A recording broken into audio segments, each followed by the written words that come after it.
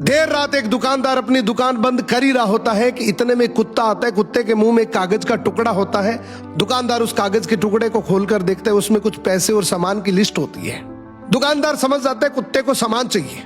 वो सारा सामान एक थैली में पैक करके कुत्ते के आगे रख देता है। कुत्ता थैली को मुंह में दबाता है और वहां से चल देता है। ये देखकर दुकानदार बड़ा अचंभित होता है कि इतना समझदार कुत्ता किसका हो सकता है।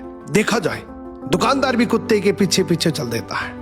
आगे जाकर देखता है तो दुकानदार और हैरान हो जाता है जब वो देखता है कि कुत्ता एक बस स्टैंड पर खड़ा है।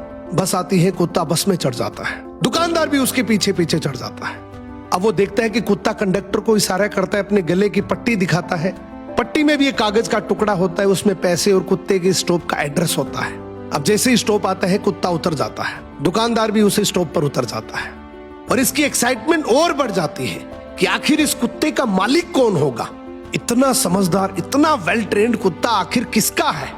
अब कुत्ता आगे चल रहा है, दुकानदार भी उसके पीछे पीछे चल रहा है। थोड़ी दूर जाने पर कुत्ता एक घर के आगे जाकर रुकता है तो दुकानदार समझ जाता है कि यही इसका घर है। खूब देर तक कुत्ता दरवाजे की बेल बजाता है। अंदर से दरवाजा खुलता है, उसका मालिक बाहर आता है और जैसे ही मालिक बाहर आता है वो कुत्ते को जोर से डंडे से पीटने लग जाता है। अब दुकानदार से रुका नहीं गया, बोला भाई साहब क्या कर रहे हो, इतना समझदार, इतना वेल ट्रेन्ड कुत्ता और आप इसको डंडे से मार रहे हो।